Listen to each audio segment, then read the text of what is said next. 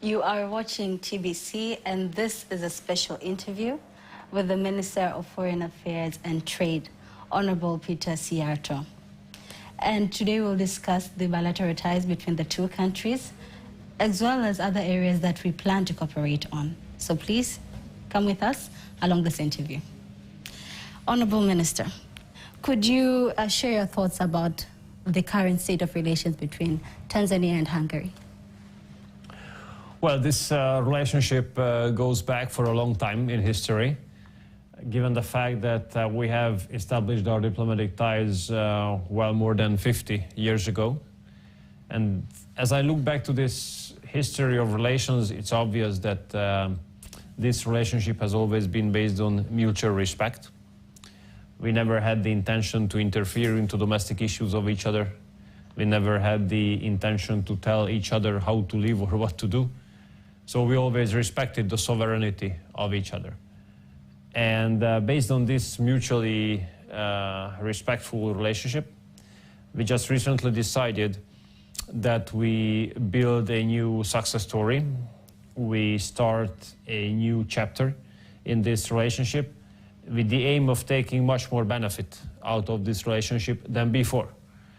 And since the Tanzanian government has reflected on our readiness and openness, we just had to start common work, which has been started. And I think that already some deliverables are very visible. And today on our meeting with the minister, with Mahmoud, we have discussed additional areas and made some agreements how we bring forward this relationship to be more mutually beneficial on the side of economy, investments and trade as well. Okay. We have witnessed the intergovernmental signing of the Biharamulo project for financing the Biharamulo project. So are there other areas of investment or other areas of cooperation that we intend to do? Well, this is not the most important stuff. So we understand that on the entire African continent, it is an issue how to ensure safe supply of drinking water to the growing population. We understand that there's going to be a growth of around 950 million when it comes to the population of the African continent. And it is definitely a challenge how to make sure that this highly increased population gets access to education, to healthcare and water. And since Hungary has a world-leading technology and Hungary has world-leading companies in that industry, it is obvious that we offer our capacities here. And today we have finalized an agreement based on which one of the world-leading Hungarian companies will carry out a investment here on $55 million, based on which water is going to be taken out from Lake Victoria. It will be purified, and it will ensure the safe supply of drinking water to 250,000 Tanzanians. There, a very special engineering and technical solution has to be taken advantage of. Namely, the water has to be pumped from Lake Victoria to the reservoirs around 40 kilometers, but they have to win over an elevation of multiple hundreds of meters. And in order to be able to carry that out, you need a world-class technology. And this Hungarian company is in the disposal of this technology. So this relationship, this investment will take place soon. Today we have clarified the details of the tied aid credit contract, based on which this $55.1 million will arrive from the Hungarian government, will be utilized for 18 years, and with a 0% interest rate. The Hungarian share will be 50%, namely the technology we bring, and the other 50% will be totally localized, so the Tanzanian economy will take its benefit out of this investment as well. Apart from that, today 2 agreements have been signed by a Hungarian company called Miaud Group They take part in building capacities for innovation, digital transition, green transition, and modernization of higher education. This company will cooperate with StartLab and with the Tanzanian Chamber of Industry, Commerce and Agriculture. And this cooperation will help you to build, will help Tanzania to be able to build capacities with which this country will be competitive in the future with basically everybody. And I think there's a great chance to continue this relationship because these two flagships will encourage smaller Hungarian companies also to look into the chances offered by the Tanzanian market. So we already have a company in the field of security printing, another one in the field of putting up solar parks who have already shown interest. So I see this relationship evolving pretty quickly. Okay, we also have, we hear about the reopening of the Hungarian offices here in Tanzania. It's quite a diplomatic move. Why now after 3 decades? I think it was a bad decision to close our representation here. I mean, the first one was closed in '91, the embassy, and then the economic representation, '97. Look, our current foreign policy strategy is different than the former ones. We act according to the national interest. And our national interest is to build relationships with countries which are ready to take mutual benefits out of a mutual respect-based relationship. And Tanzania has shown readiness to that. So given the highly increasing economic cooperation, given this big Hungarian investment here, given the number of Hungarian companies showing interest to step on the Tanzanian market, given our scholarship program, given the more than 100 Tanzanian students in Hungary, given the growing number of Hungarian tourists arriving mostly to Zanzibar, it was obvious that we have to make our personal representation here. Because without personal representation, you cannot make a real success story. You need personal representation. We understand all the magic of this new digital world, but we do pray and hope that human being cannot be, replaced by technology. So, a personal human presence is very important. So the representation of ours in Dar es Salaam will have dual duties. First, to help accelerating the construction of the economic partnership. And second, to carry out consular duties, because you have your students in Hungary who need visa, need things to be managed. We have thousands of Hungarians traveling here, honeymoon, holiday, wedding, just summer fun. And whenever there are more Hungarians, located in the same area, after a while you will have some consular duties for sure. So therefore this office will also carry out consular duties in case someone needs that. So I think that was right time to come back. That should have taken much earlier. Even the presence of ours should not have been, eliminated, but unfortunately it did happen. So now we are, let's say, remaking that former mistake. We are repairing this former mistake. Are there any plans to change this to a fully pledged embassy in the future?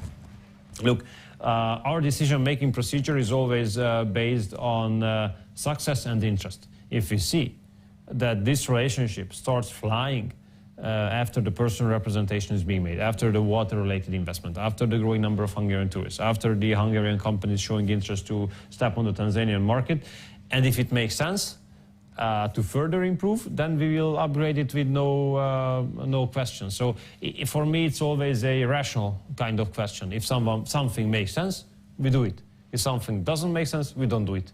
Not very sophisticated, but very simple. And thank God, so far, very successful strategy.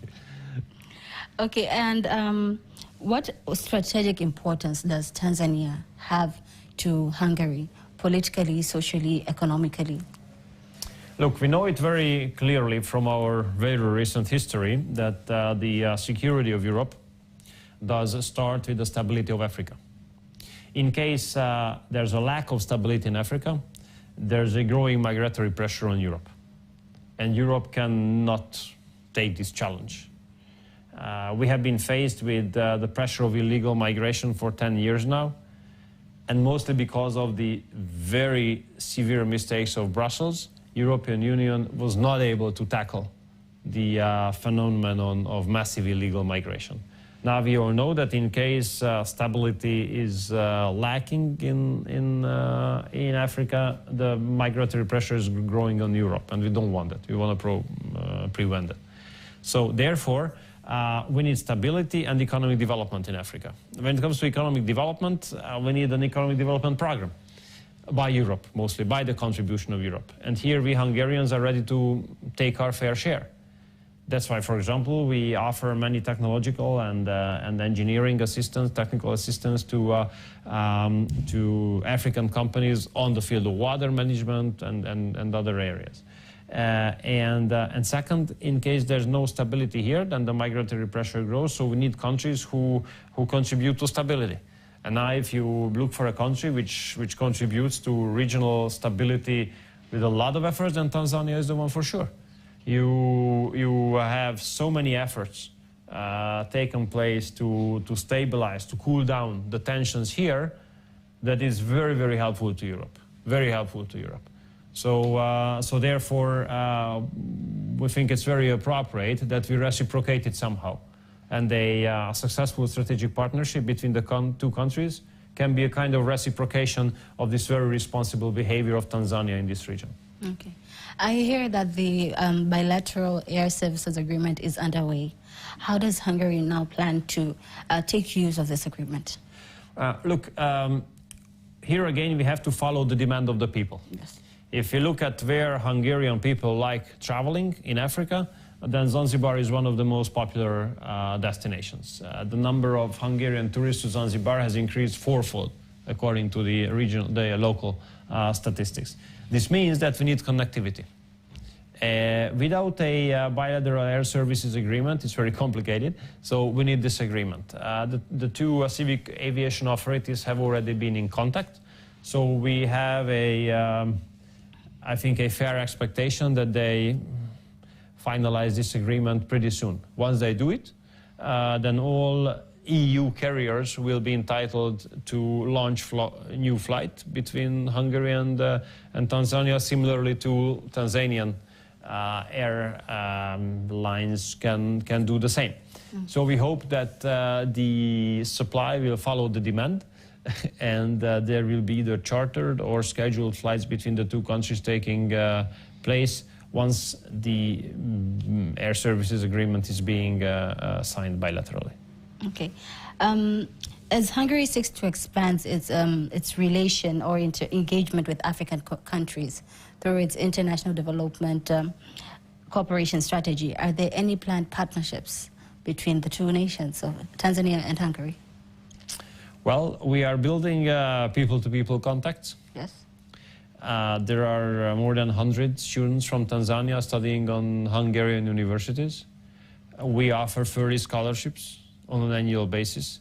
We are proud that 4 Hungarian universities on the technical, medical, and life science, agriculture, food industry faculties or majors work together with 5 Tanzanian universities here. We would like to expand that further. We would like to see more active university-to-university cooperation. Then we have also agreed with your minister last time when he visited me in Budapest. We signed an agreement as well about cooperation on the field of diplomatic training. I usually make a lot of efforts to broaden the vision of my young diplomats. And you can broaden their vision in case you have partners to do that. So if I can send them here for a couple of days, your young diplomats can come to Hungary for a couple of days. They exchange, they see what's happening. So they will be more, let's say, more rational, and they will have a broader horizon. So here we're going to work together as well. We have also agreed on building partnership for sports, especially training camps and training the coaches and the experts on sports. And we also have followed the negotiations between the security money printing company of Hungary and your central bank. We have also followed the negotiations about one of the leading Hungarian solar park companies showing interest to here. So you see, there are many areas of the industrial and economic portfolio on which we can move forward soon. Okay. Seeing that even if we are now reopening the offices of Hungary here in Tanzania, but we have heard of the many partnerships that exist between the two nations, are there any key lessons that other countries or other corporations can learn from this bilateral tie between these two nations?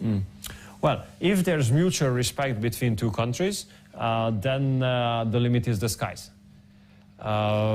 Unfortunately, nowadays, this mutual respect is missing from international political cooperation. Because if you look around what happens, there are wars, armed conflicts, threat of terror, tensions. And what is the answer of many? You know, cutting diplomatic ties, cutting relations, introducing sanctions, introducing restrictive measures. This is not the way we should operate. So we do believe that, that in case mutual respect is describing the system of international cooperation, it's better for everyone. It's better for everyone. We, based on our history, we know how it feels when the world is being divided into blocks. And it feels bad, very bad. We wasted 4 decades of our lives because of this global phenomenon of blocks. We don't want the world to be divided into blocks again. We want connectivity. We want a global cooperation based on the respect of each other and the respect of the rules. The relationship between Hungary and Tanzania has shown that you can build a successful, mutually beneficial partnership, even in case of a distance of more than 6,000 kilometers, in case mutual respect is the basis of the cooperation. You know, you never heard me judging any events here in Tanzania. I never heard your officials commenting anything in Hungary. Why would we do that? There's no one who knows better what is good for Tanzania than the Tanzanians themselves. So who would I do this or that? Vice versa. Nowadays, unfortunately, in global politics, there are many lecturers, many who love lecturing others, many who love to think that they know better what is good for yourself. You know, and then we should move away from that. Instead of lecturing, instead of stigmatization, instead of cornering each other, mutual respect should come back to international politics, like our relationship. If it had not been based on mutual respect, I would not sit here, I would not be able to announce big investment, I would not be able to speak about growing number of Hungarians, I would not be able to speak about scholarship. Why would that make sense? Definitely. Thank you so much, Honorable Minister. Thank you. And on that note, we have come to the end of our exclusive interview with the Minister of Foreign Affairs and Trade, Honorable Peter Siarto. You're with your host, Teddy Mparnyaga.